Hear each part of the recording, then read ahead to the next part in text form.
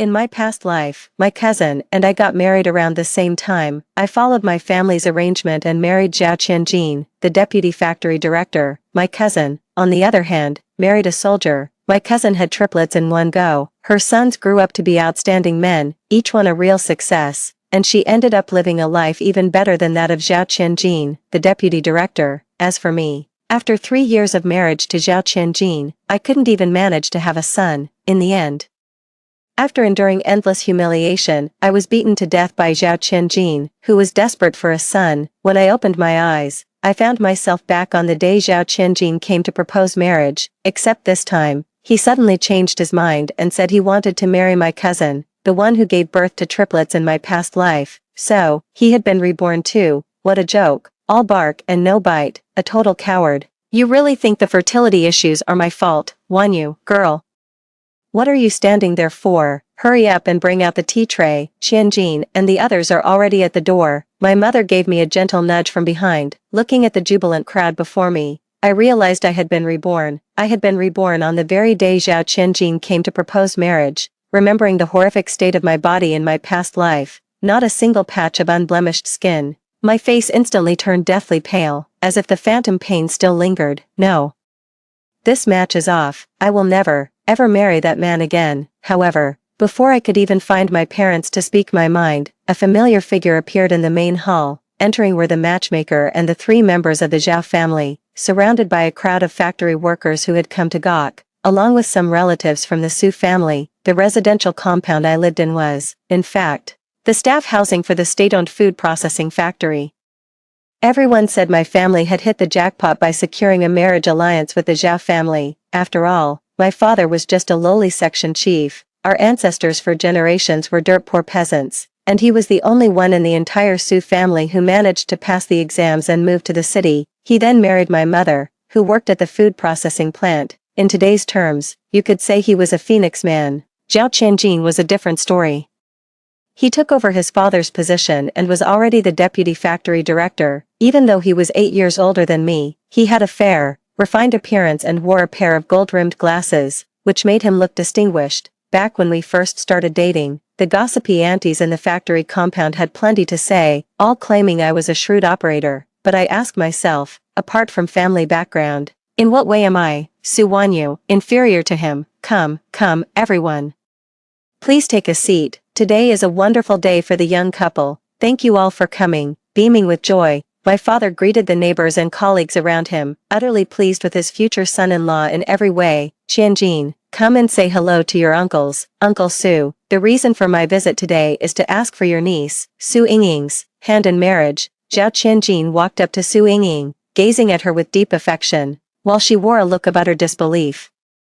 Chapter 2. As soon as these words were spoken, you could have heard a pin drop in the ensuing silence. Seeing the madness in Zhao Qianjin's eyes, I realized he had been reborn too. Su Yingying was the daughter of my uncle in the countryside. In her previous life, she married a soldier and gave birth to a set of triplet boys. The key was that her 3 sons were all high achievers. They grew up clever and sharp. Back then, it was all the rage to go south for business.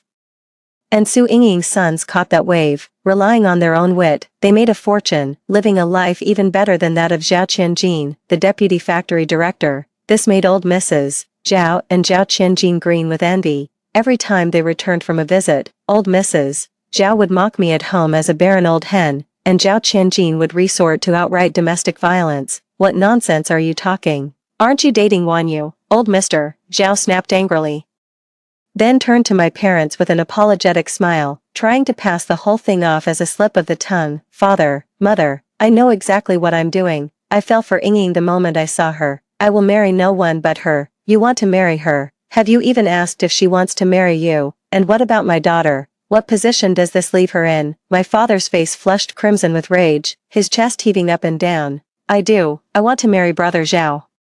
Su Yingying's face was flushed with shyness, but she stepped forward without hesitation to stand beside Zhao Qianjin. The surrounding whispers erupted into an uproar. Deputy Factory Director Zhao's way of doing things is really underhanded. I'm telling you, there must be something wrong with Su Wanyu. Why else would a perfectly good match suddenly switch to proposing to someone else? You're right, that little minx has a sly, seductive look about her. Her cousin, on the other hand, With that full, round face, she looks blessed with good fortune. If I were a man, I'd fancy her too. She looks like she'd be lovely to hold. That Sue girl has been utterly humiliated this time, after being publicly rejected. What respectable gentleman would dare marry her now? I will." A clear, low voice rang out. Heads turned in unison toward the man who had spoken. He was tall and lean, with sharply defined features and a prominent, straight nose.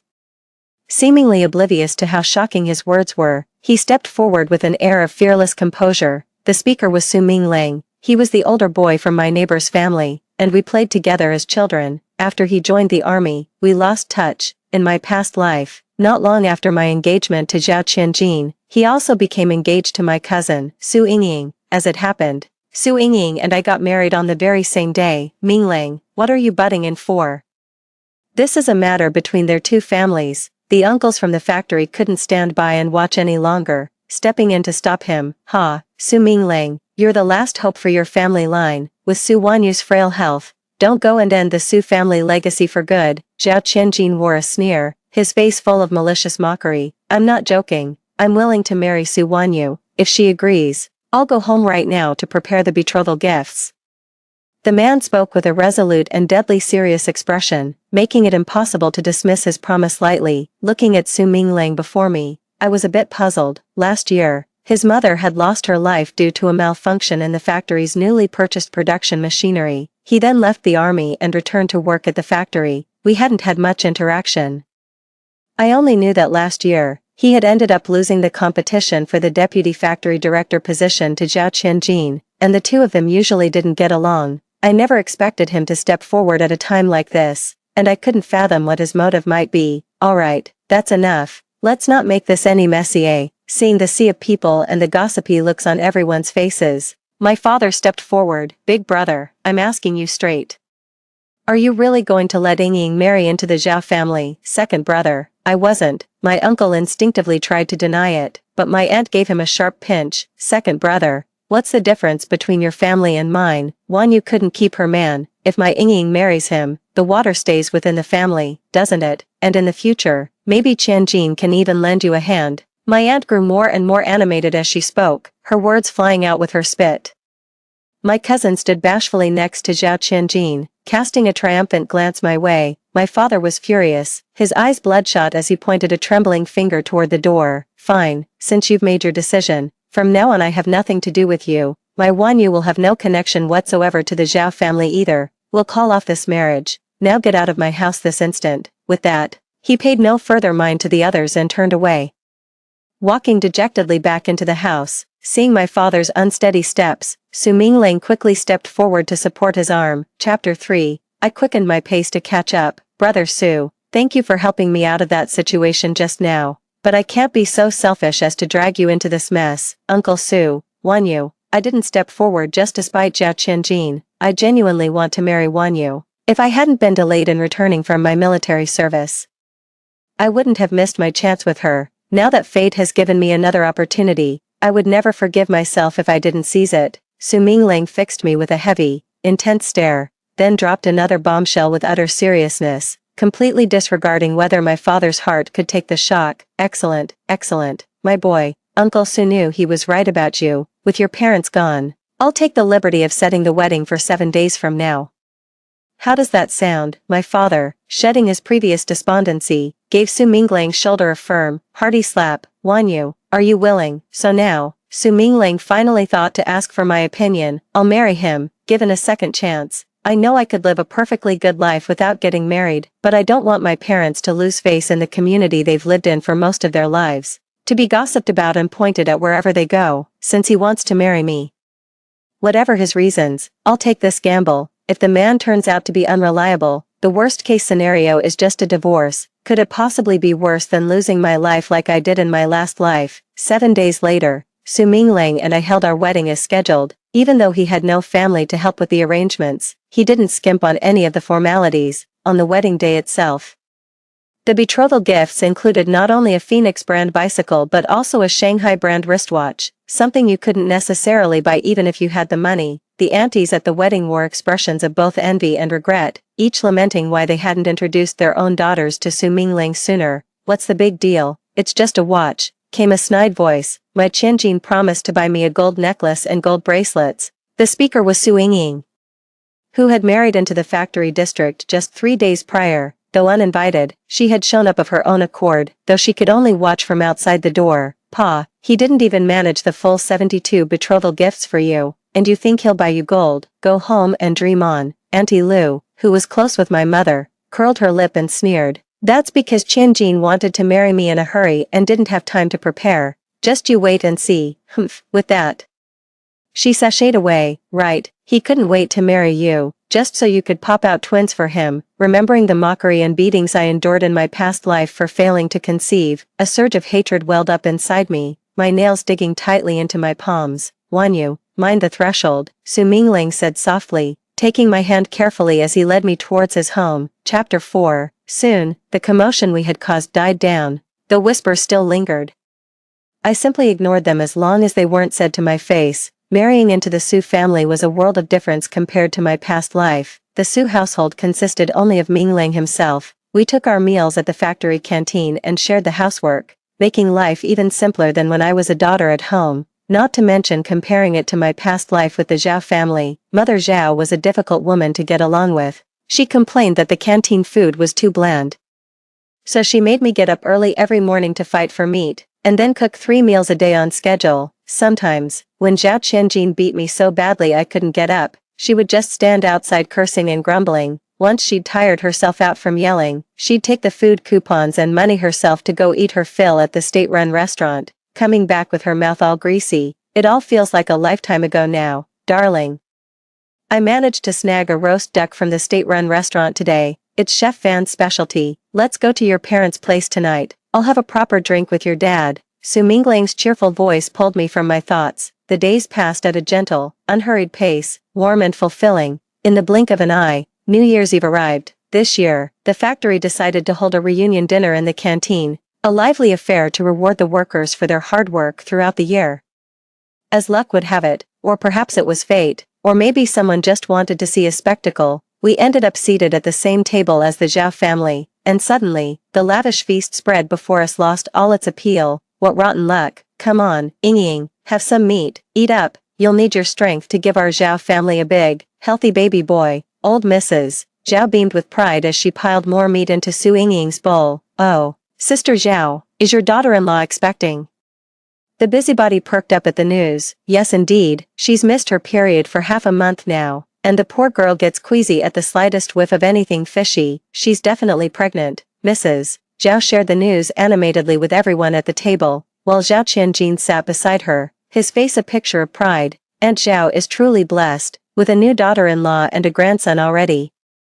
But Wanyu and Yingying are sisters, and they got married around the same time. How come there's still no news from her? Some people just aren't cut out for good fortune, I suppose, with that scrawny frame of hers. Does she really think she can get pregnant? Mark my words, the Su family line is going to end with her. Bang! Before I could even get a word out, Su Mingling slammed his bowl down heavily on the table. My Wanyu is still young. Our private matters are no concern of yours, Auntie. Seeing the murderous look on Su Mingling's face, Aunt Zhao didn't dare say another word, but there are still some people who can't read the room and insist on showing off. Little sister, even though brother Su isn't in a hurry, a good wife should still be considerate, right? Look at this gold bracelet Qianjin bought me today, a full 20 grams. My wrist's actually getting a bit sore from wearing it. He even said if I were to have triplets, he'd take me to Shanghai for a trip. Su Yingying said this while extending her hand for everyone to see. Su Mingling wanted to step in and shield me, but I stopped him. How many children you want to have is your business. You don't need to flaunt it in front of me, and you certainly don't need to worry about me pining for Zhao Qianjin. The man by my side is 1,000 times better than him. I'd have to be blind and out of my mind to pass up a treasure for a piece of scrap metal. With that, she ignored their livid expressions and went back to serving herself some food. A New Year's Eve feast this lavish only comes once a year. If they're going to ruin my appetite, they shouldn't be surprised if I don't hold back. You, Su Yingying stood up, ready to lunge and scratch me, but her move was cut short by a sudden, sharp cry. Chapter 5. Yingying, why is your cotton-padded trousers covered in blood? At these words, everyone turned to look behind Su Yingying.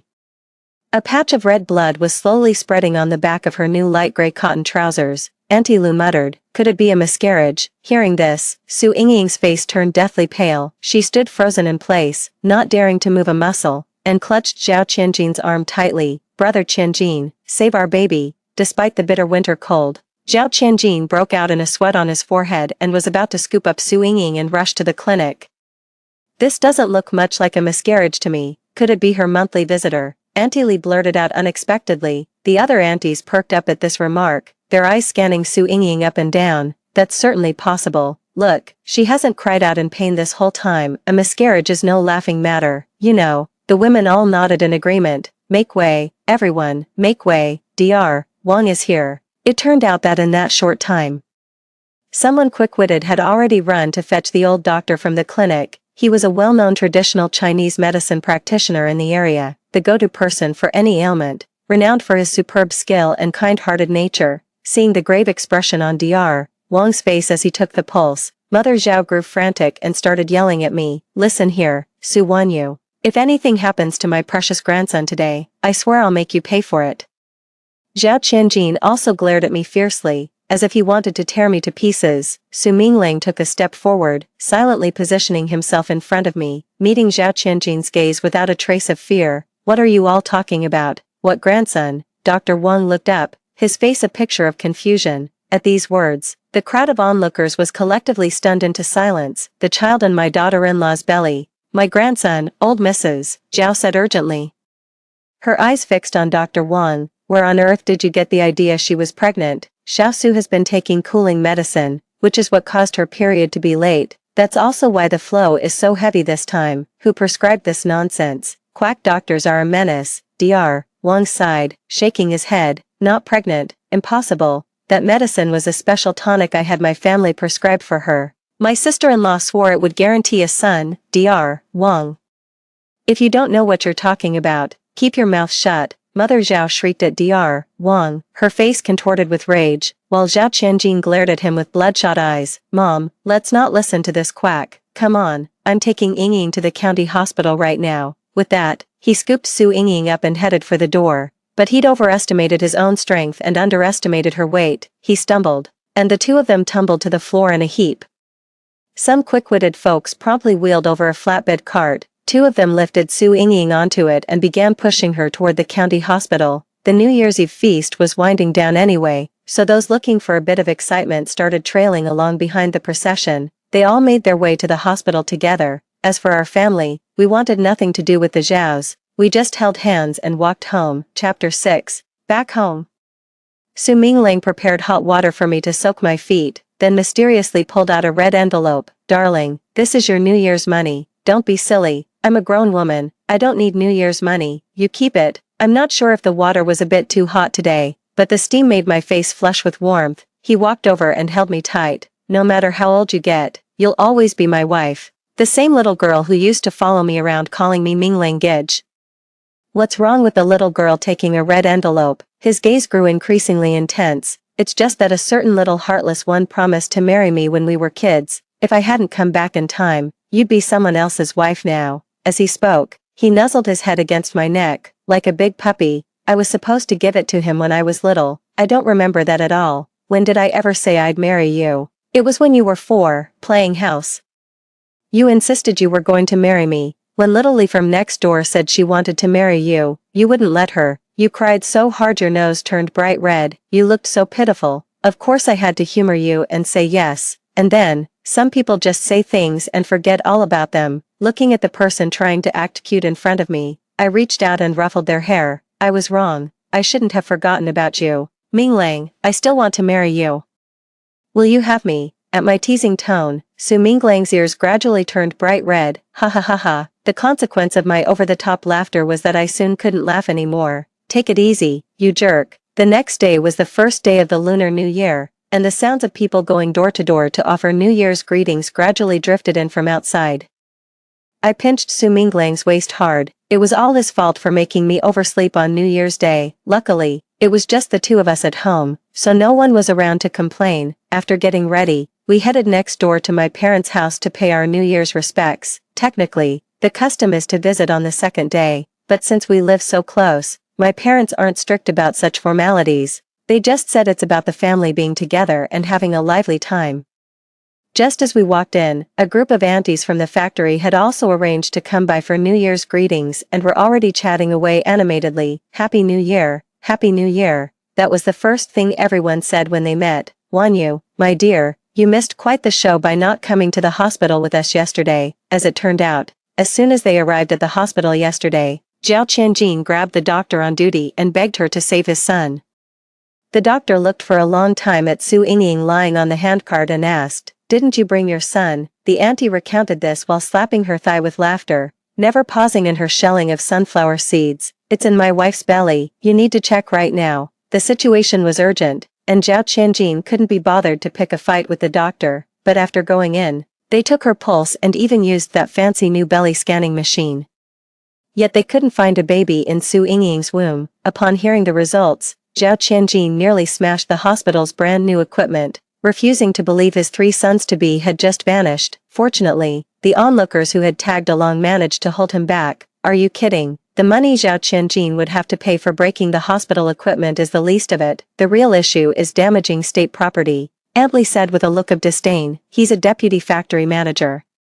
For goodness sake, not only does he lose his cool at the slightest provocation, but he's also quick to resort to violence. He's nothing like the old factory manager. His mother spoiled him rotten. He had a face like thunder when we went to give New Year's greetings, and there was hardly anything on the table. So stingy." As I listened to the aunties' discussion, my mind began to wander. In my past life, Zhao Qianjin first laid hands on me about 1.5 years into our marriage.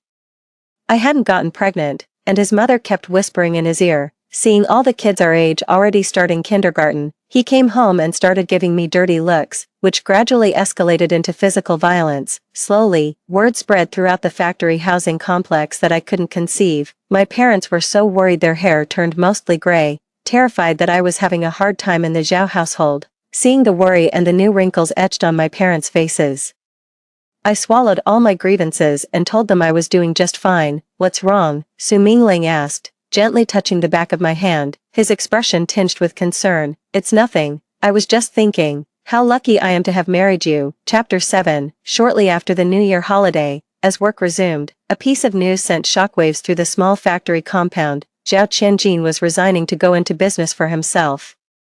Has that Zhao boy lost his mind because he didn't have a son, giving up a perfectly good deputy director position to go be a self-employed peddler? Auntie Li's tongue was as sharp as ever. "You think maybe old Zhao has heard something, that our factory is on the rocks?" Some people were thinking a bit deeper. "Don't you dare say that. My whole family depends on our jobs at the factory. If this place goes under, I might as well not bother going home." The food processing plant had weathered 30 years of storms. In this small county town, the lives of many were deeply intertwined with its fate. Indeed, Zhao Qianjin, having lived through this once before, knew all too well that the factory was on the brink of collapse. Soon, everyone here would be laid off. He seized the chance to resign now while he could still get a severance package. An opportunity like that wouldn't come around again. Naturally, when someone steps down, someone else must step up. Su Minglang, who had previously lost the competition against Zhao Qianjin, was personally appointed by the factory director as the new deputy director. For a time, a steady stream of well-wishers came to congratulate him, though there was no shortage of people making snide remarks as well. We weathered the storm, dealing with wave after wave of people. And then Su Minglang officially started his new role. What followed was 4 solid months of overtime. "I told you. If I'm running late, just go to bed, don't wait up for me." I went into the kitchen and brought him out a bowl of noodles. "Eat it while it's hot. How could I possibly sleep soundly if you weren't home?" "Thanks, honey. It's been really busy lately." Zhao Qianjin left a lot of messes to clean up, and on top of that, the factory's products just aren't selling. People have more disposable income now and they're all chasing after the latest trends. Sales for our old-school canned goods and pastries are just getting lower and lower. Su Minglang gripped my hand, his brow furrowed tightly. Seeing his worried expression, a thought suddenly struck me. "Minglang, I've heard that in the big cities nowadays, there's a type of food called instant noodles. You just pour hot water over them and they're ready to eat. Think about it, if our factory could produce these, with so many people on the move these days and plenty who have a bit of spare cash, wouldn't a bowl of hot, soupy noodles be a much better choice than cold steamed buns or hard-boiled eggs? Is your information reliable?" Su Minglang's eyes grew brighter and brighter as I spoke. I just heard it from the aunties while we were chatting, so I can't vouch for how reliable it is. No, the information is very reliable. People in the future absolutely love this stuff. The aroma is incredibly potent. It's just that right now, only Shanghai has the production line for it. It's a trendy new thing, and sales haven't really taken off yet. With a loud smack, Su Minglang planted a kiss on my cheek. Darling, if we can really produce this thing, you'll be the savior of our factory. Ugh, you got oil all over my face. I spat the words at him and ignored the big oaf, who was still standing there with a silly grin. Chapter 8, A Man of Action. Su Minglang had his old army buddies look into it the very next day to confirm the story. He then promptly reported the situation to the factory director and boarded a train bound for Shanghai. While he was away, I kept to my usual routine of work. In my free time, I'd go window shopping. With the new policies, our county town had blossomed with all sorts of new stores, boutiques, restaurants, you name it. I never had this chance in my last life. So I was determined to treat myself well in this one. Little did I expect to run into Su Yingying and old Mrs. Zhao even on a simple outing like this. At that moment, I was trying on a white dress with a small floral print, and I even had a pair of the store's little leather shoes on my feet. I listened as the sales assistant whispered in my ear, praising my fair skin and my perfectly proportioned figure, saying the dress looked as if it were tailor-made just for me. Then I saw Su Yingying trailing behind Mrs. Zhao, laden with shopping bags. She was bundled up in long sleeves and trousers, her complexion sallow and wan. She had lost a great deal of weight, with dark, heavy circles under her eyes. She was a world apart from the girl who had declared at my engagement banquet that she would be the one to marry him. With Minglang away, you're out here all dolled up, flaunting yourself without a care for what people might say. Thank goodness my Qianjin didn't marry you. Mother Zhao curled her lip, looking at me with utter disdain. Well, I should be thanking Zhao Qianjin for the favor of not marrying me. Otherwise, I might never have gotten to wear this lovely dress and these shoes. What a joke. With the Zhao family standing, such trifles aren't even worth mentioning. Salesperson, wrap up this entire outfit my daughter-in-law is wearing. The sales assistant looked at her with a troubled expression. I'm sorry, ma'am, but this style is out of stock. The piece the young lady is wearing is the last one. I'll add 20. Wrap it up for me, Mrs. Zhao haughtily barked at the sales assistant, who looked at me with an expression of utter helplessness. I'll add 40. I'm taking this one with me right now. Yes, of course. The assistant hurriedly nodded, avoiding Mrs. Zhao's livid glare. I'm adding 100. I'm absolutely determined to have this dress. Mrs. Zhao glared at me venomously, looking as if she wanted to rip the dress right off the rack. 100. I raised an eyebrow. In a time when the average monthly salary was only 80, she was offering an extra 100 for a dress that originally cost 35. It's yours. I'll take it off right now. Miss, make sure you collect the payment quickly, or you'll be out of luck if someone gets buyer's remorse. With that, I sauntered back to the fitting room to change. Mrs. Zhao's face turned a fascinating palette of reds and greens. By the time I got dressed and came out, they were long gone. As she was leaving, the sales assistant practically forced a pale yellow dress into my hands, saying it was an apology. In the days that followed, I stopped going out. I just went to and from work on time, and the days flew by in the blink of an eye. Su Minglang was back. The instant noodle production line had returned with him. The food factory hadn't been updated in years.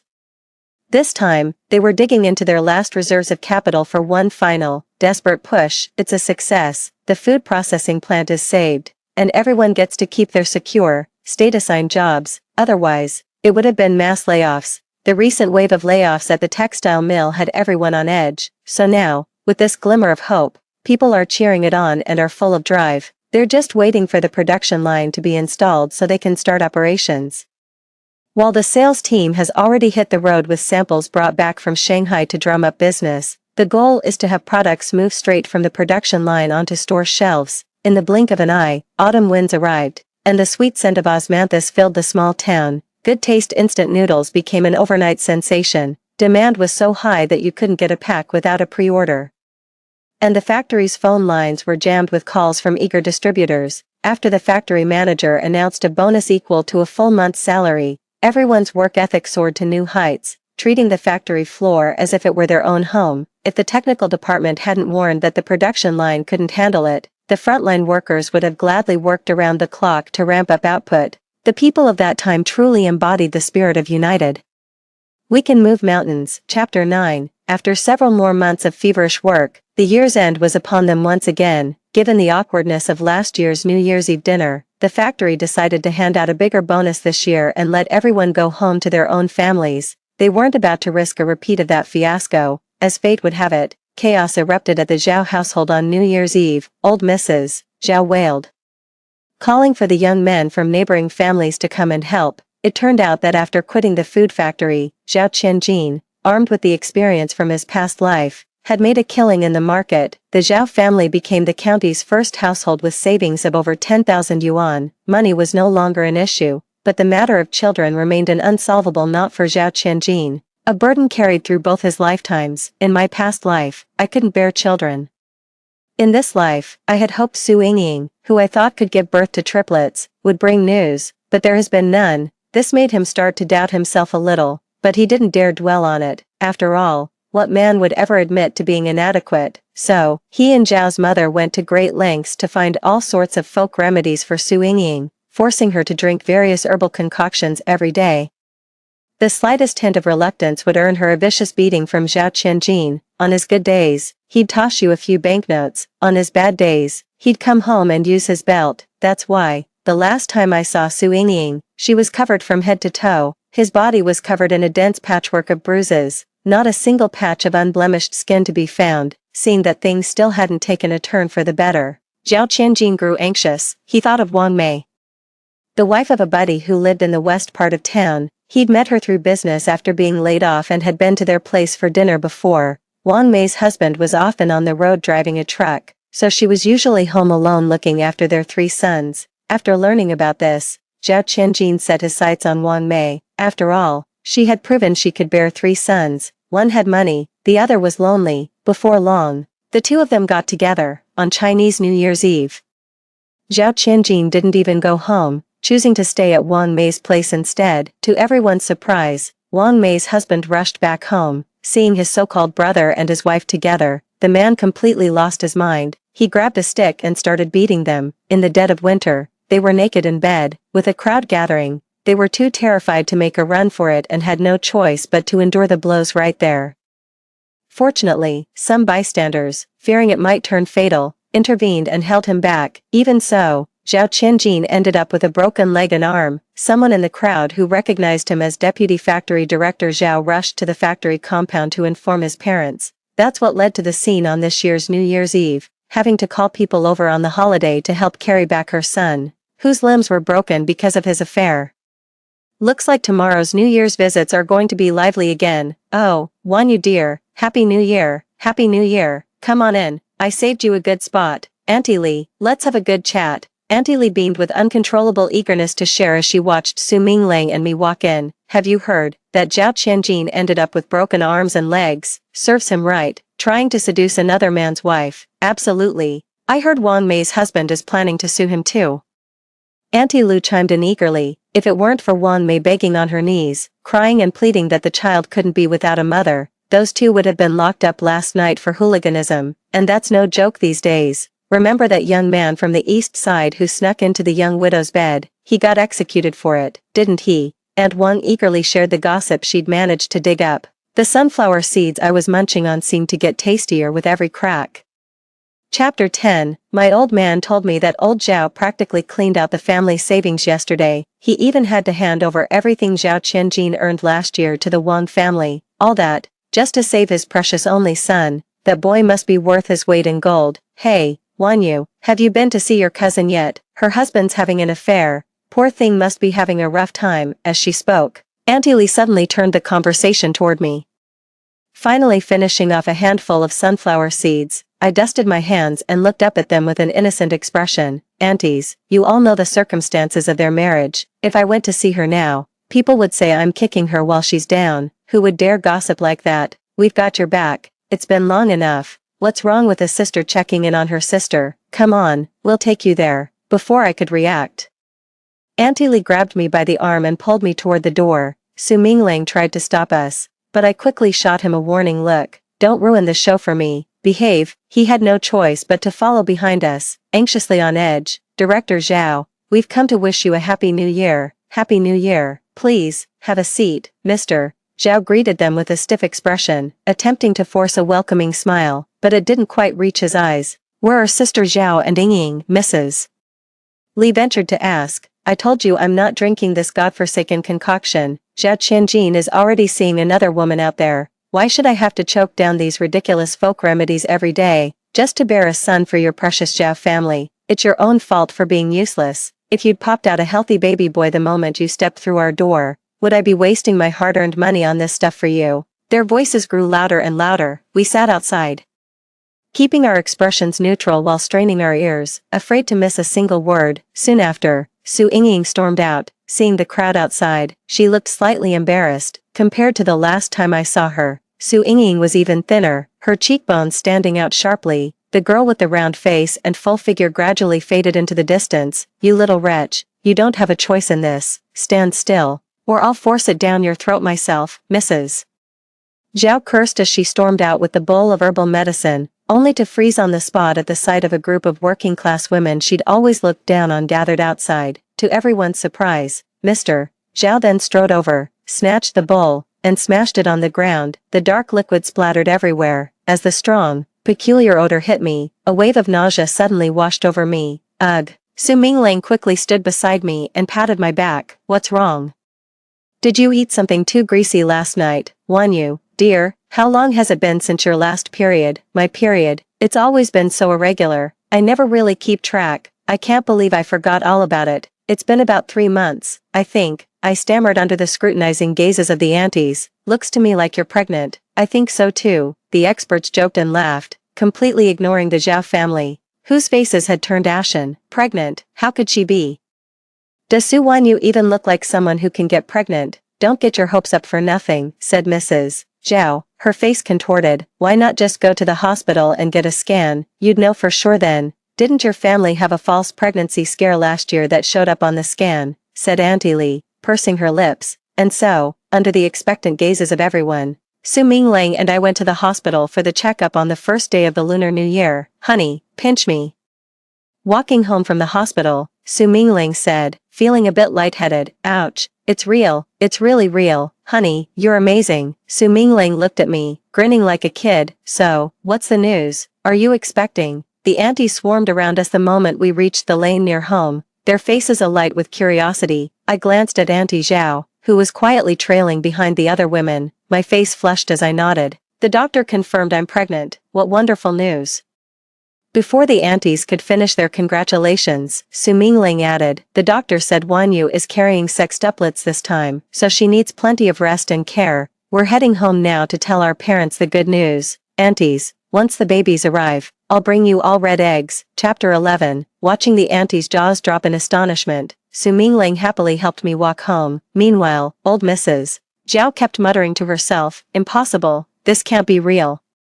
In the days that followed, I became the family's top priority protected subject. I wasn't allowed to lift a finger, truly living a life where clothes were handed to me and meals were served to my mouth. While taking care of me, Su Mingling didn't neglect his career. When the old factory director retired, he was the natural and undisputed choice to be appointed as the new director, having been the one to steer the factory back to life, just as I was relaxing during my pregnancy. Another bombshell dropped in the Zhao family. Zhao Qianjin and Su Ying got divorced. The reason was that Su Ying had an affair and was pregnant. "How can you be so sure the child isn't Zhao Qianjin's?" According to what onlookers reported, Su Ying revealed this while screaming obscenities outside the Zhao family's door.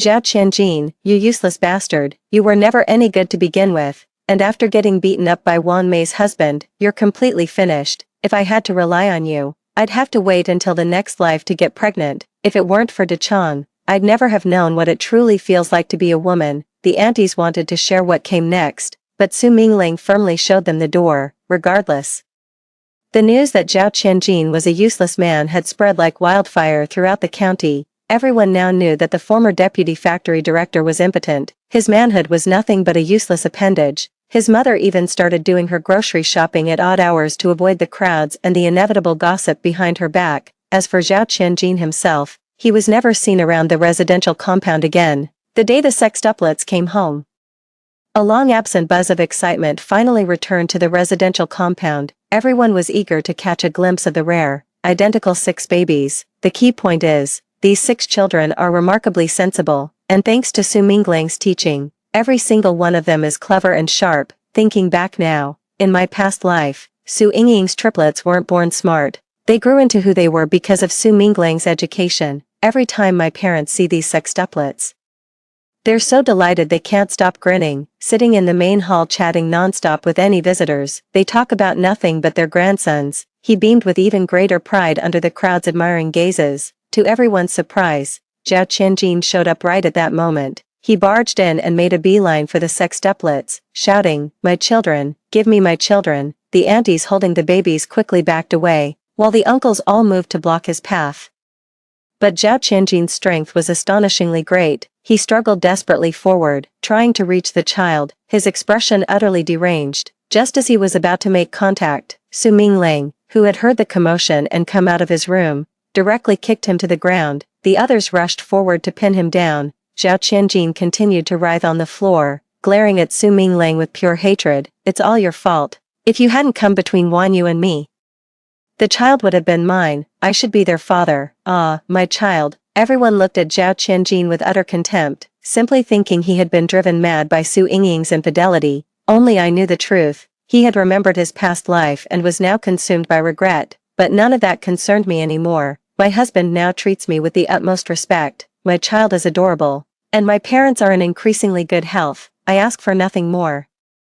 I can only offer more devout thanks to the heavens for granting me a second chance, and I cherish everything I have now all the more. On the very day I finished my postpartum confinement, I heard the news that Zhao Qianjin had taken his own life. After his funeral, his parents withdrew from society even more, living in seclusion and fading from public view. Meanwhile, Su Yingying headed south with her new husband to seek better opportunities. The 1980s were a golden age of opportunity.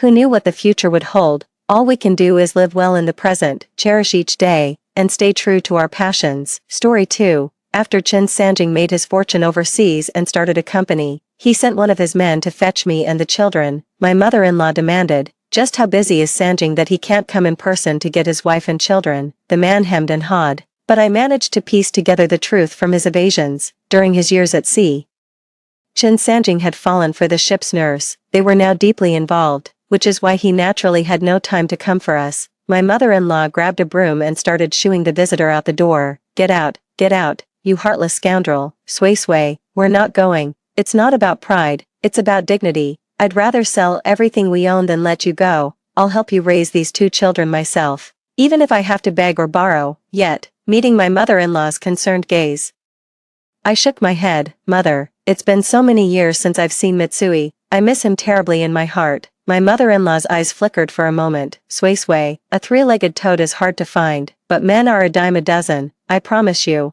I'll find you a better man than him someday." I pressed my lips together and shook my head again. "Mother, I know you care for me and the children, but Mitsui is my husband, my whole world. He's finally returned safely from the sea against all odds. Of course I must go to him and take good care of him." My mother-in-law sighed. "But that wretched boy is all wrapped up with that nurse, isn't he? He won't be happy to see you if you go." My mother-in-law kept talking, trying desperately to convince me, since Chen Sanjing didn't love me anymore, I should have some self-respect and stop going to look for him. In my past life, I did listen to her. I resolutely sent away the people he sent to fetch us.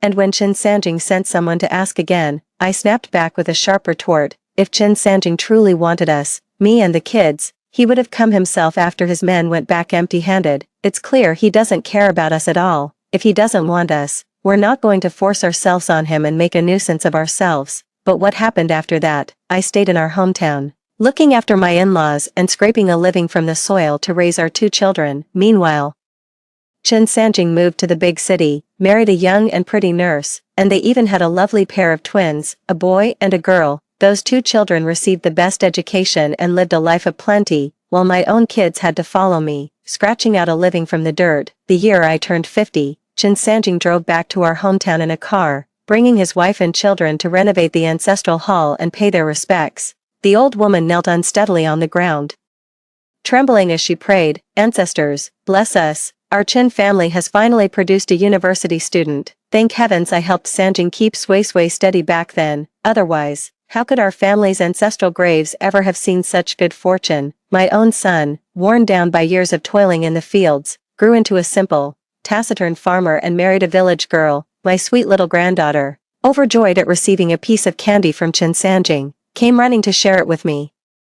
Grandma, look, it's candy, the wrapper is so pretty, that Grandpa even drives a car. I've never seen such a beautiful car before, yet all of this should have rightfully belonged to me and my child. Why on earth should I give up a life of splendor that was already within my grasp, all for the sake of pride, remembering all the hardships and suffering from my past life?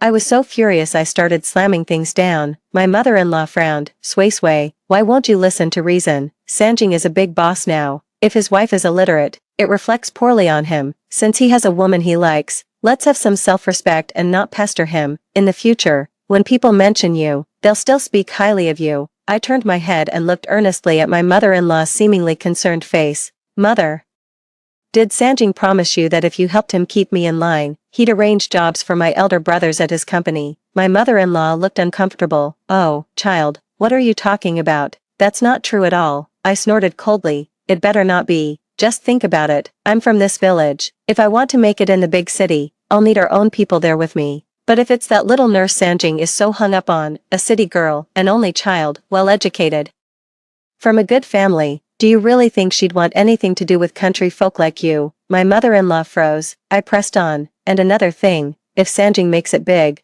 don't you want to go to the city and live the good life yourself? All these years, my daughter and I have never had a single cross word. If it were anyone else, do you think they'd put up with an old country woman like you? My mother-in-law's lips trembled, and she finally let out a sigh. All right. You make it sound as if I don't want you and Sanjing to be happy together. When I arrived, Chinsanjing was holding a package of pastries and talking to a pretty young woman. Shuqin, these are your favorite peach shortcakes. Have a taste. The woman I once saw from afar, elegant and dignified, was now a fresh-faced young girl. Brother Chen, you should keep the treats for yourself. Mom mentioned last time that you've been looking a bit thin lately. Chinsanjing's gaze lingered on Shuqin's lovely face. Shuqin, you're so good to me. I've settled things at home. Once everything's sorted over there, we'll get married. You can take good care of me then. Shuqin's face flushed like a rosy cloud, but her reply was still clear and bright. Brother Chen, I'll be waiting for your good news. I gave my son and daughter's hands a little squeeze. They immediately scampered over, threw their arms around Chinsanjing's legs, and cried out, Papa, Papa. I missed you so much. Papa, you're back from the sea. Why didn't you come home to see us? Chinsanjing was utterly bewildered as the two children clung to him. Shuqin, let me explain, he pleaded. That was an arranged marriage my parents set up for me back in the day. I never had any feelings for her. It was only when I met you that I truly understood what it meant to have my heart skip a beat. No feelings at all. How dare Chinsanjing even say that, back then? It was Chinsanjing who fell for me at first sight in the fields and then sent a matchmaker to my family to propose. After we married, he was always beaming with joy. Sway, I'm truly blessed to have a virtuous wife like you. Sway, let's have a son and a daughter. The son will take after me, and the daughter will take after you. Before he set sail, it was Chinsanjing who held my hand, tears in his eyes, saying, Sway, I'm entrusting our parents and children to you. Wait for me to come back. Has it only been a few years? How did we end up as two strangers in a marriage of convenience, living together without a shred of affection? A man's promises are as empty as a ghost's whispers, but having lived a second life, what I care about is certainly not some man's fleeting, insubstantial affection. Shuqin's eyes instantly welled up with tears. Didn't you promise they wouldn't come to bother us, with that? The young girl bolted out of the room as if a wolf were chasing her. Chinsanjing's gaze was glued to the little girl until she had run completely out of sight. Only then did he frown at me and ask, What are you doing here? His son, Zhuang, was sharp-eyed. Dad, what's this? Did you know we were coming and buy this for us? His daughter, Xiaoman, was quick with sweet words. Brother, what kind of question is that? Who else would Dad buy it for if not for us? Chinsanjing forced a strained smile in agreement. Of course it's for you. Now, tell your father. Have you been good and listened well all these years at home? The father and his two sons walked ahead, while I trotted behind them, carrying my little floral bundle. The neighbors in Chinsanjing's courtyard laughed. Has Boss Chen brought his wife and children to town? As we walked further away, I could faintly hear some women gossiping. Wait. Isn't Boss Chen supposed to marry Shuqin from the nursing station? Exactly. I heard that too, so why has he brought his wife from back home? So, he sent someone to fetch us while being dead certain we wouldn't show up, and has already announced his marriage to the nurse to the whole world. If he actually manages to pull off this wedding, then my coming back to life was all for nothing. After settling the 2 children to sleep, Chen Sanjing fixed me with a grave look. Sway sway. How have you been all these years? Now that we're alone, I want to speak to you from the heart. I simply watched him in silence. Chen Sanjing wiped his face. You know me. If you go back 3 generations in my family, the Chens have all been rough, uneducated folks, and your Li family has been tilling the soil for as long as anyone can remember. Now, I've made some money and started a company, but when you get right down to it, I'm still just a roughneck at heart. You saw that young nurse today. She's well-read, plays the piano, paints, a real cultured person from a family of scholars. If I could marry a wife like that, then we. As he spoke, Chen Sanjing gave me a meaningful look. I let out a bitter laugh. So, Chen Sanjing, what exactly are you trying to say? It seems in my past life, I had the sense to stay away from the city, saving Chen Sanjing a lot of trouble. Now that I'm here, he's naturally trying every trick in the book to get rid of me. Chen Sanjing rubbed his hands together. I, Chen Sanjing, am no coward. You bore me 2 children. In the future, I'll talk it over with Shu Qin and arrange for you to live with us. As for the kids, I'll convince Shu Qin to love them as her own. So, you want to have both a wife and a concubine? Chen Sanjing waved his hand dismissively. No, no, Shu Qin is a modern, educated woman who studied abroad. How could she ever agree to share a husband with someone else? Then what are you smoking? Chen Sanjing said with shameless conviction. We never got a marriage certificate. When the time comes, you can move into our house and we'll say you're the live-in nanny. Shu Qin will remain my legitimate wife in name, and our 2 children can still receive the best education. Sometimes, when you're at a complete loss for words, you just have to laugh. I grabbed the plates and bowls from the table and hurled them out the door. Chen Sanjing, I'm done with you. I've slaved away at home raising your child, and now you want me to come to your house and be your maid. And you have the nerve to talk about some city woman becoming my child's stepmother. Do you think I'm dead? Let's go. I'll go with you to the police station right now and ask them, is there any justice in this world? The sound of plates and bowls shattering on the floor startled everyone in the entire residential compound. Chen Sanjing's face turned livid. What are you making a scene for? Aren't you ashamed? I'm just trying to discuss this with you. Do you even know what discussion means? I ran out crying and tugged at one of the older sisters gathered in the yard. Sister, please, you be the judge. Chen Sanjing says since we never got a marriage certificate, I should stay in his house as a live-in maid. The older sister spat in disgust. I can't stand hearing that nonsense from men. We met through a matchmaker. There's no real feeling. Well, I didn't hear you complaining about no feeling when you were hopping into bed together. Now you've got several kids, you see some young, pretty thing with better prospects, and suddenly it's no feeling. If you ask me, men like that belong in jail. A few other women also pointed at Chen Sanjing and said, we may not have had much schooling or know any grand philosophies, but we know this much, a person's got to have a conscience.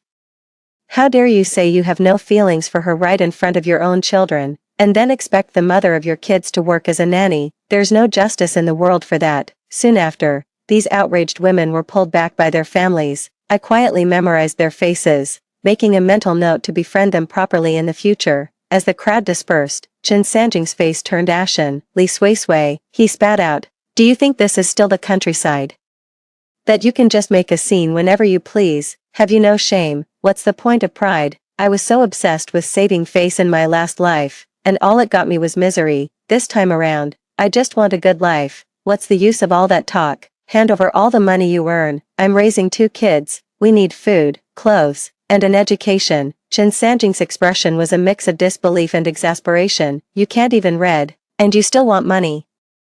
I made as if to run into the courtyard and make a scene. Chen Sanjing's brows furrowed deeply. Fine, fine, here you go. With the money in hand, my first stop was to buy some meat. I cooked a hearty meal of braised pork for my 2 children. Watching them finish eating and lounge lazily in the courtyard sun, I couldn't hold back my tears. Given this second chance at life, my children and I are determined to live well. But our good days didn't last long before Shu Qin showed up at our house.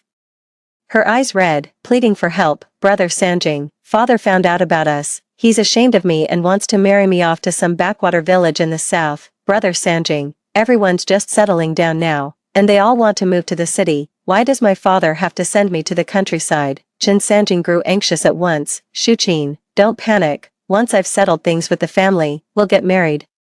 I refuse to believe your father would still send you off to the countryside, not with a man of my standing right here. Tears welled up in Huang Shuqing's eyes. Hearing this, she threw herself into Chen Sanjing's arms. Brother Sanjing, I knew it. I knew you wouldn't let me be married off to the countryside. Chen Sanjing carefully wiped the tears from the corners of Huang Shuqing's eyes. Don't cry anymore, or your eyes will swell up. Be good. Wash your face with some warm water first. Sway sway. Could you wring out a warm towel for Shuqing? Oh, so you finally remembered me, huh? I clapped my hands. I'm almost moved to tears by your love story. Huang Shuqing shyly turned her back to wipe her tears with a handkerchief, while Chen Sanjing pointed a finger at me. You, how can you be so sarcastic at a time like this? Do you have any idea how much hardship Shuqing would have to endure if she married into the countryside? Meeting the accusatory gazes of Chen Sanjing and Huang Shuqing, I spoke coldly. I know, she'd have to go work in the fields before dawn, and still not get breakfast until the sun is high in the sky. After a whole day's toil, she wouldn't even have time for the children. They'd be crawling around, covered in filth, and at midnight, she'd still be hunched over a kerosene lamp, sewing shoe soles for them, going a whole year without a single bite of meat, eating nothing but cabbage and pickles for every meal. Never tasting a proper bowl of white rice or a steamed bun. Just dried sweet potato until you're sick of it, and that wasn't even the hardest part. The hardest part was when your child fell ill with a fever, out in the countryside. Getting to a doctor meant a long, long walk, under a cold, starry sky. You'd have to cut through the chestnut grove dotted with graves, walking that path with your child burning up in your arms. Your heart would be gripped with pure terror, as I spoke. I clumsily wiped away tears that had started falling without me noticing. Chen Sanjing looked flustered. Look at you, he said. I didn't say anything. Why are you crying? Huang Shuqing sat to the side, her face in her hands. Sister-in-law, we're both women. All these years I've been out at sea on the boats, but thanks to Brother Sanjing looking out for me, I haven't known much hardship. How could I possibly bear being sent off to the countryside to marry now? I stared coldly at the pity in Chen Sanjing's eyes. I suppose I'm just not as blessed as you. Even when you're out at sea, my husband still pines for you. As for me, I'm stuck in the countryside all alone, tending the fields, feeding the chickens and pigs, raising 2 children, and serving my mother-in-law, born to a life of toil. That's my lot. And now, after all this time, my man finally comes back to me in one piece, and some little vixen tries to steal him away. You're the educated one.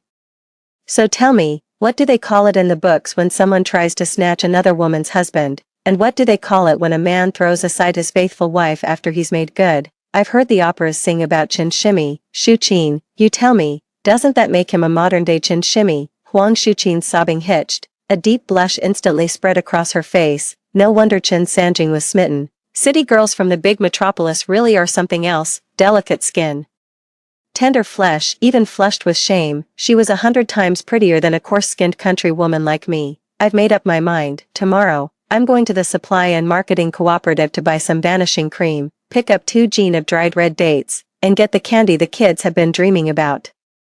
Huang Shuqing's leather shoes are really something. Just the other day, Xiaoman was going on about how a classmate got a pair of red ones. I couldn't bring myself to spend the money back then, but now it's time to get her a pair. Chen Sanjing was over there frowning and saying who knows what again. I didn't catch a single word. My mind was already miles away, thinking about my shopping trip to the cooperative tomorrow. I wonder if the cashier at the cooperative will look down on me. A country woman, and Shuqing's outfit really is lovely. Maybe I should ask around in town tomorrow about getting a new dress made for myself. Well, that would just about clean us out. Who knows if that good-for-nothing Chen Sanjing has any secret stash of cash on him. It wasn't until Chen Sanjing barked at me. Li Sui Sui, I'm talking to you. Where are your manners? Shuqing is right here. I told you to go make lunch. Are you pretending not to hear me? I shrugged. Look, I'm right here. And you're already planning to abandon me and the child. She's getting married, and I haven't even accused you two of being rude. Chen Sanjing, I see it now. Now that you've made something of yourself, you've become a lot more unreasonable. At the mention of marriage, Huang Shuqing fixed her intense gaze on Chen Sanjing. Chen Sanjing wiped his face and said, well, since we've come this far in the conversation, Sui Sui, you can't just stand by and watch Shuqing be sent back to the countryside.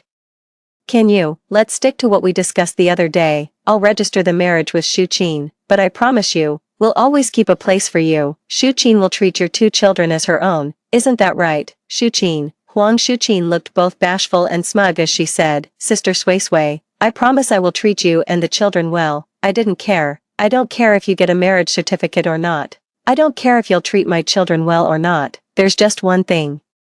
Every penny my man earns comes to me, and I'm the one who runs the household. Otherwise, I'm going straight to the police station. I never went to school. I don't understand fancy talk. I only know what's right in front of me. Chen Sanjing slammed the table. What kind of nonsense is this? Whoever he gets the marriage certificate with is the lady of the house. You get the salary, you call the shots. What's supposed to happen to Shu Qin? I flung the door open, grabbed Chen Sanjing, and dragged him into the courtyard. Everyone, be the judge of this. My husband says he's going to get a marriage certificate with someone else, says he won't give me his salary anymore, and that I won't be the one running this household. Is there any justice in this world? My child and I are standing right here, alive and well, and they're acting like we're dead. They even want to trick me into staying home to be their maid. Tell me, what decent girl has the nerve to come running to another woman's door to snatch her man? All this talk of being cultured, is that what cultured people do? Specialize in stealing husbands? I'm putting my foot down right here and now. If I don't get my wages and a say in how things are run, I'll hang myself and my 2 children right on Chen Sanjing's doorstep.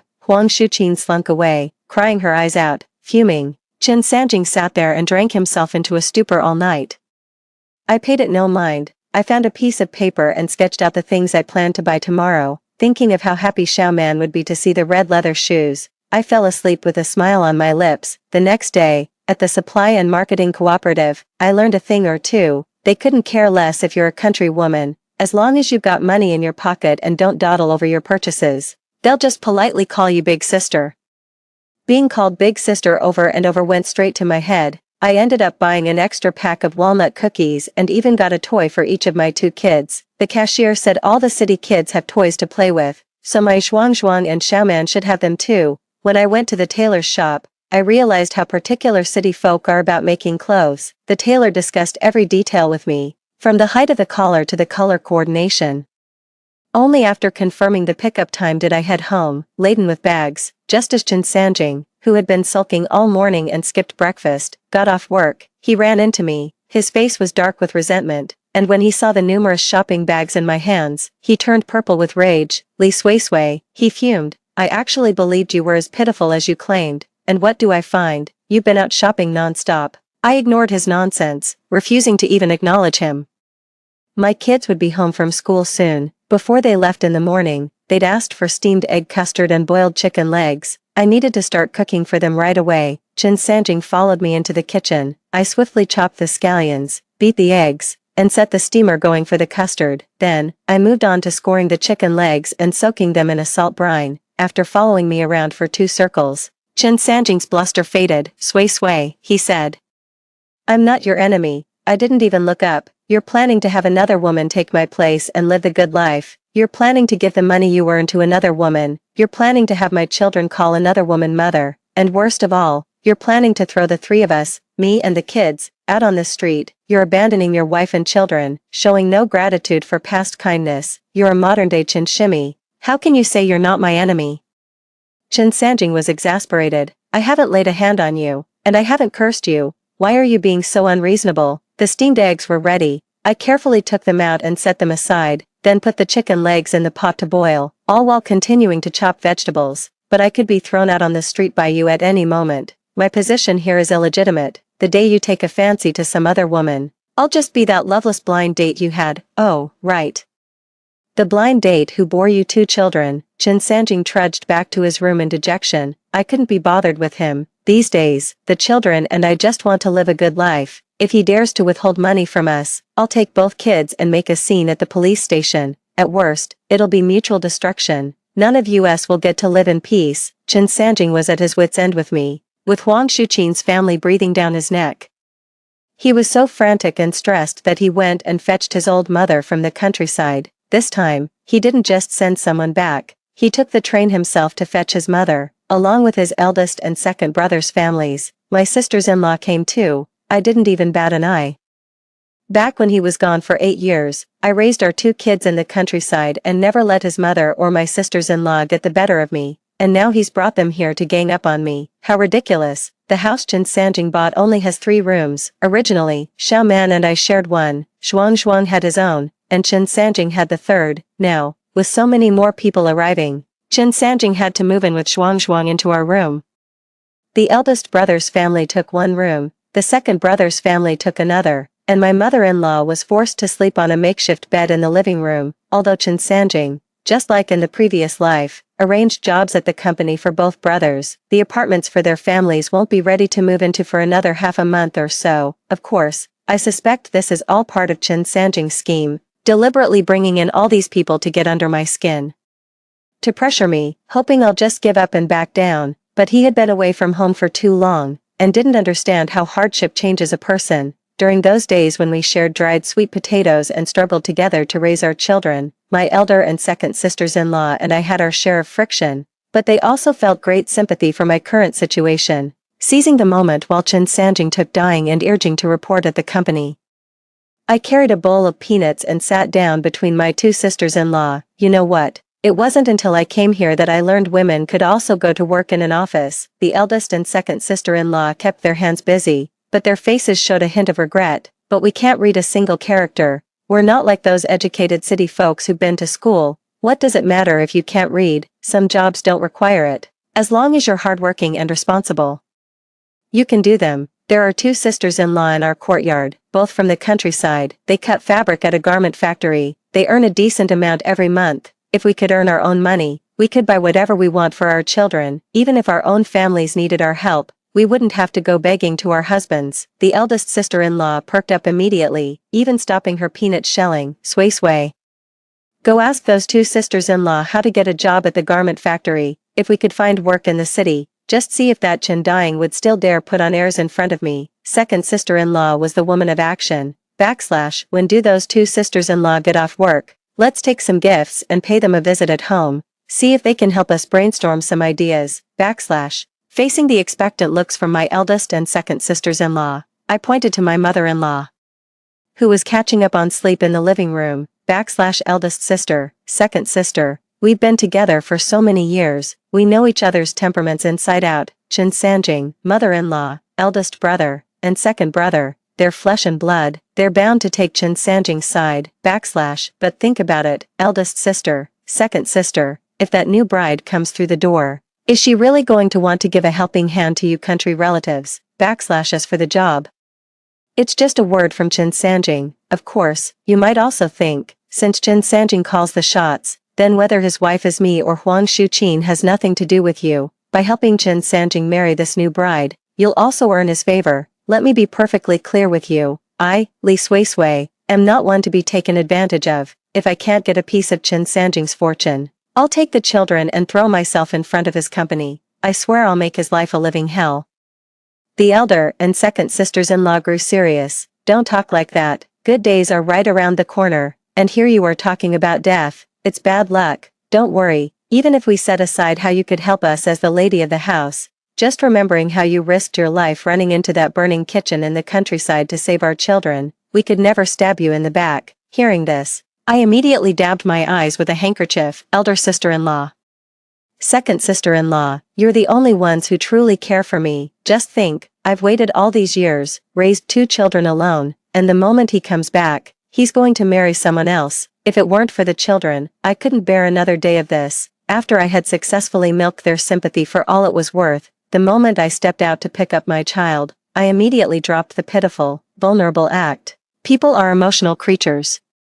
They fear your poverty and resent your prosperity. If my 2 sisters-in-law thought I was living too well, jealousy would get the better of them, and they wouldn't be able to resist making things difficult for me. But if I appeared down on my luck and miserable on the inside, they would go out of their way to pity me. Sure enough, that very evening, when Chen Sanjing haltingly brought up Huang Shuqin again, my 2 sisters-in-law, without any prompting from me, launched into a tearful, highly embellished account of all the hardships and suffering I had endured over those 8 years. The 2 sisters-in-law wouldn't let it go and dragged their mother-in-law into it. Mother, you be the judge. Is there any justice in this? No feelings from an arranged marriage. What nonsense. We all remember how Sanjing took one look at Sui and was smitten. He begged and pleaded to marry her. How can he have the nerve to say there were no feelings now, if there were truly no feelings?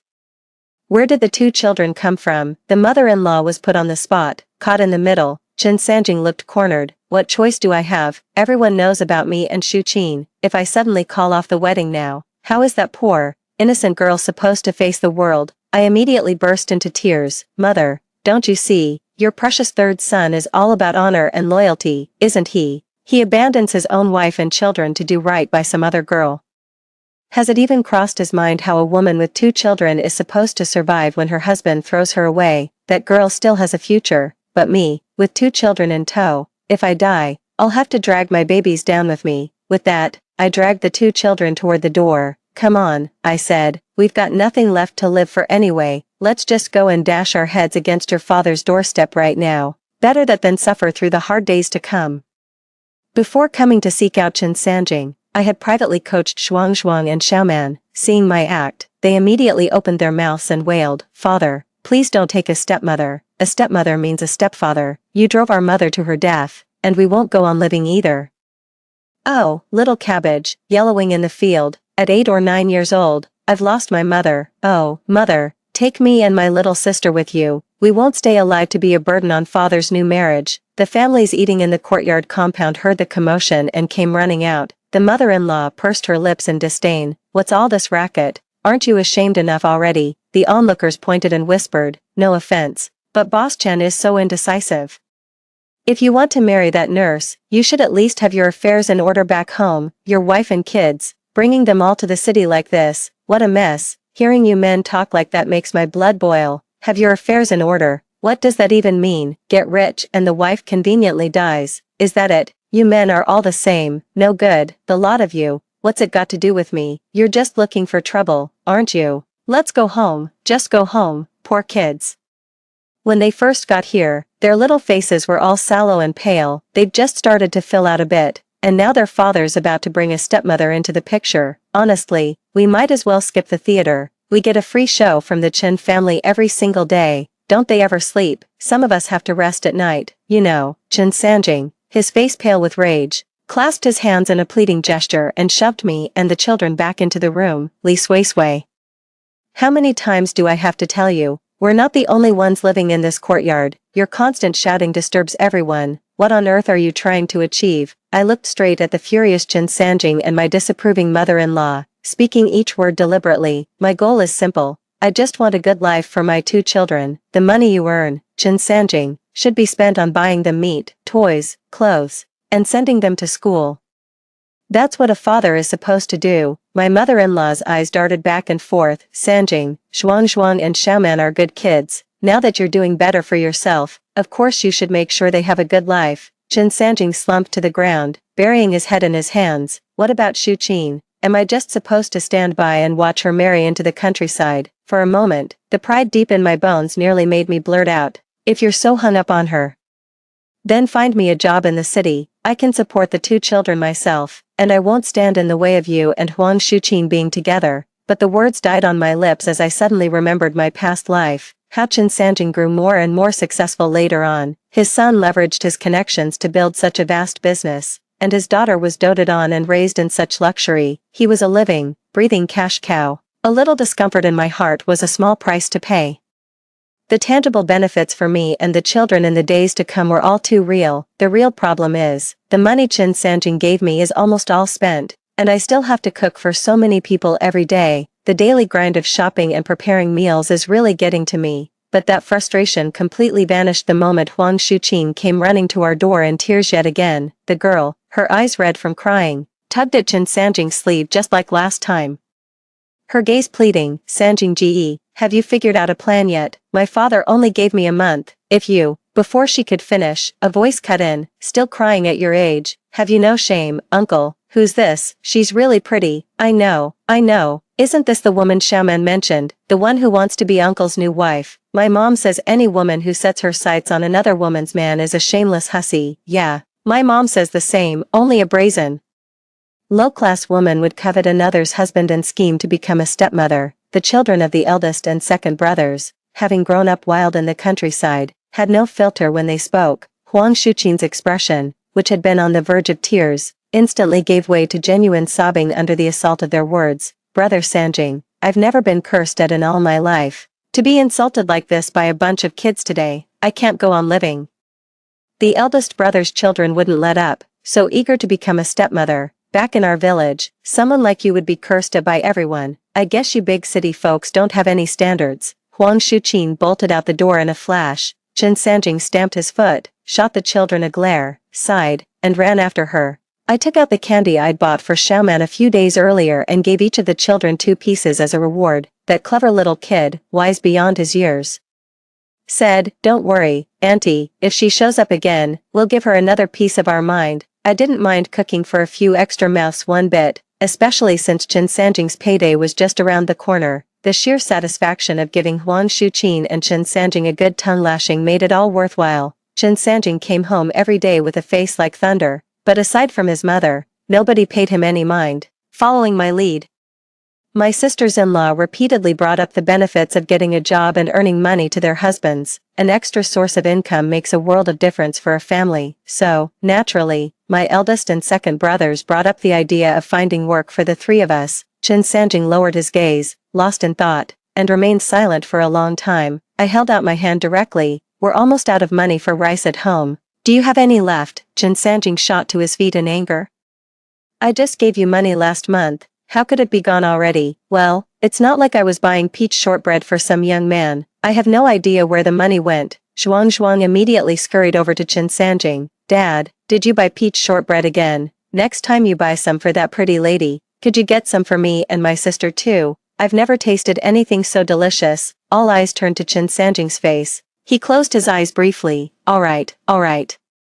It's just about arranging a job, right? I'll take care of it tomorrow. Honestly, Li Sui, could you give me a moment to breathe? Ever since you got here, my days have been more exhausting than fighting a war." I deftly divided the steamed egg custard equally into the children's bowls. "Of course," I said, "out at sea, you had that sweet young nurse who was so taken with you. Now you're stuck looking at this old hag every day. Must be exhausting, isn't it?" Chen Sanjing was so angry he pushed his bowl away and stormed out. I didn't even look up, just urged everyone to keep eating and drinking. "Eat up, sister-in-law, second sister-in-law. Get some rest early. When you go to the factory tomorrow, make sure you put your best face forward and make a good impression on your new colleagues."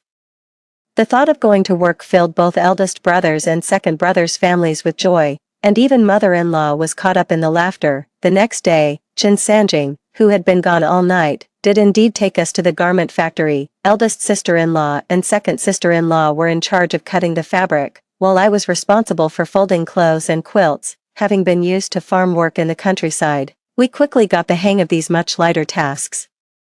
Every day, I would get up early to cook for the children, head to the factory after breakfast, pick them up after my shift, and then we'd go grocery shopping and cook together. Both my children and I started looking much healthier, with a rosy glow on our cheeks. Once eldest brother and second brother had settled on their own places, they moved out as well. Before she left, second sister-in-law quietly pulled me aside. "There's something I've been wanting to say for a long time.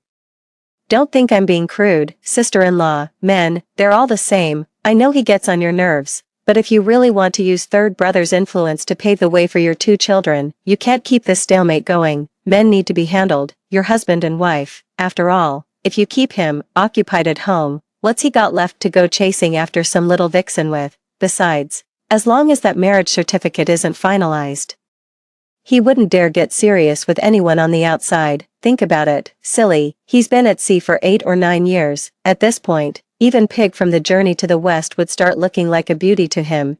Her point may have been valid, but second sister-in-law's words were just too crass. My mother-in-law couldn't settle into the staff compound. She said there were too many educated people here and was afraid she, a country woman, would make a fool of herself and embarrass Chen Sanjing, so she moved out with my eldest brother. Every day, while cooking, looking after the children, studying alongside them, or working, the words second sister-in-law said before she left would echo in my ears. What is it that I truly want? Chen Sanjing is a man of hot blood and strong passions. Even if there were no Huang Shuqin, there would be a green Shuqin or a red Shuqin. If I can't win his heart, sooner or later, my 2 children and I will end up reliving the nightmare of my past life. But the thought of trying to seduce a man whose heart has already strayed, I just can't bring myself to cross that line. Ever since the kids gave her a hard time, Huang Shuqin has stopped coming around. but I heard from the aunties in the courtyard that her father never actually arranged any match for her with a country fellow. Instead, a wealthy businessman has taken a fancy to her.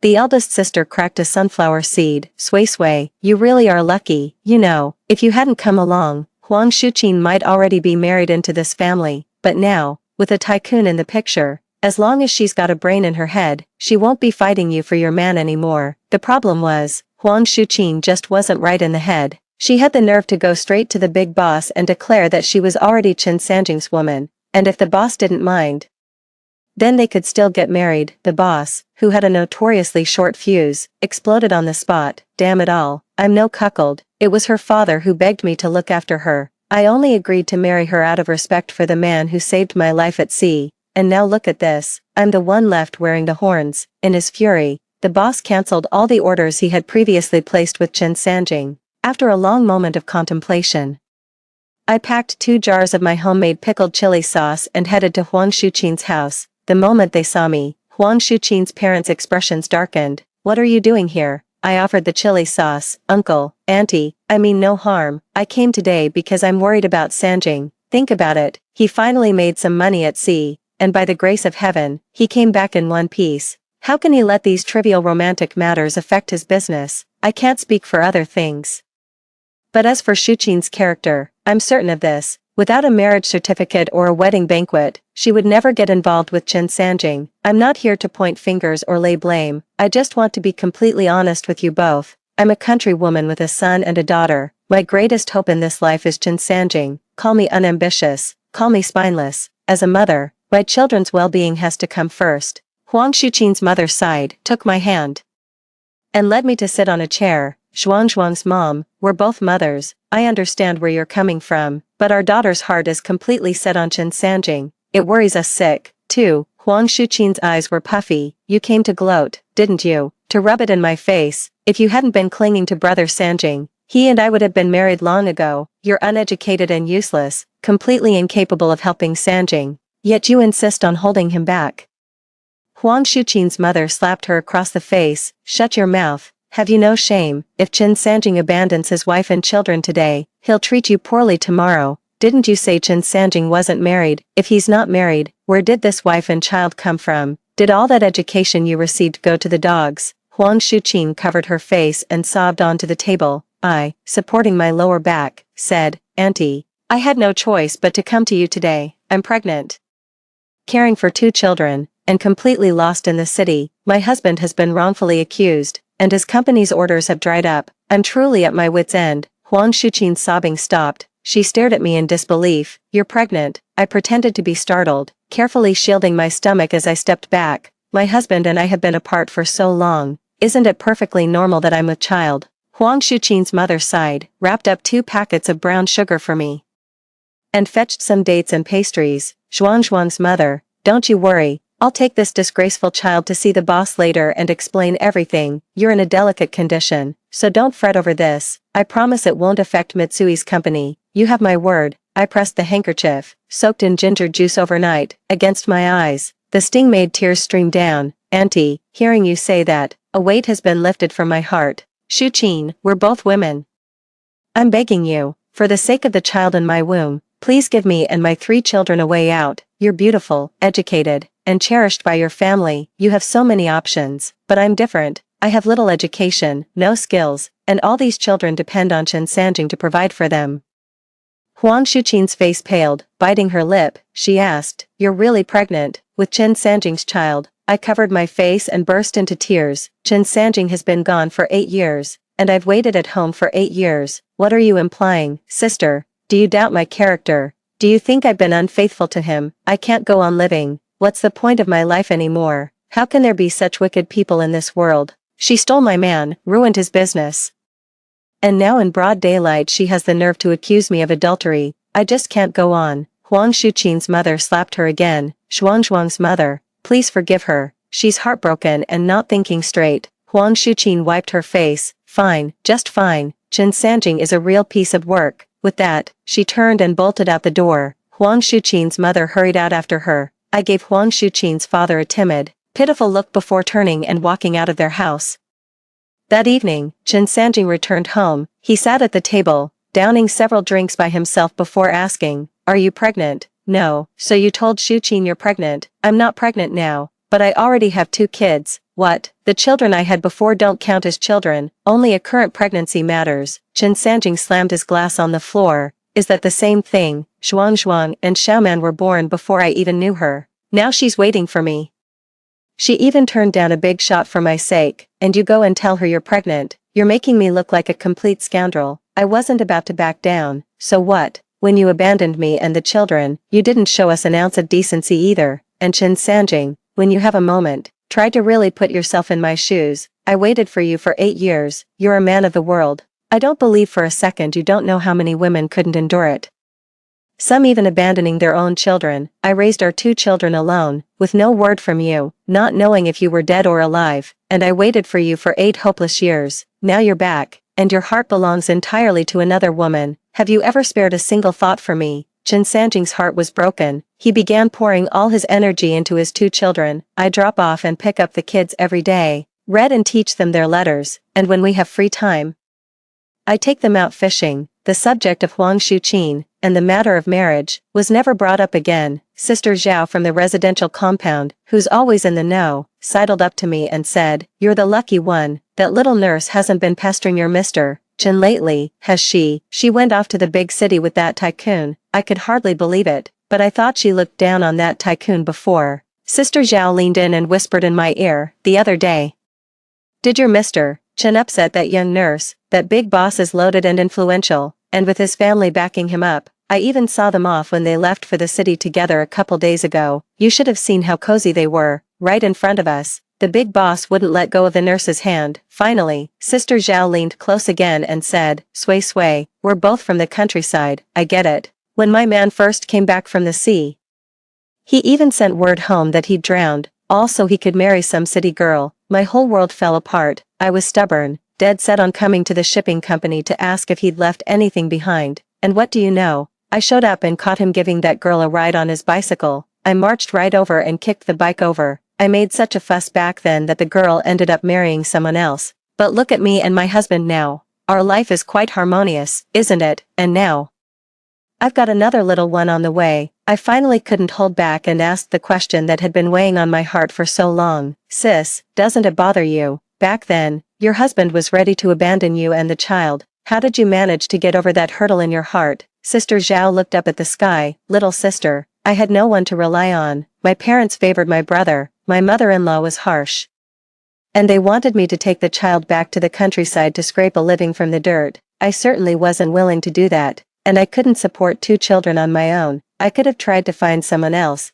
but with my circumstances, what kind of man could I really hope to find while dragging 2 children along? After weighing all the options, staying with my husband seemed the better choice." The smile on Sister Zhao's face was genuine. These past few days, whenever I've run into her and Bosley, they've been discussing everything so amicably. If Sister Zhao hadn't told me herself, I'd never have believed they'd ever gone through such a rough patch. Sister Zhao took my hand and said, "Little sister, think about it. What was the whole point of you coming to the city, throwing caution to the wind? Now that Boss Chen is nursing a broken heart, if you show him a little tenderness and comfort, wouldn't it be good for the children to have both a father and a mother every day?" After I got home that day, I went to the market and bought a lot of groceries. I also put on the new dress I'd had made at the tailor's shop a couple of days earlier. Zhuang and Xiaoman both clung to my side, telling me how pretty I looked. I asked Chen Sanjing with a smile, "What do you think, Boss Chen?" That night, Chen Sanjing and I talked for a long time,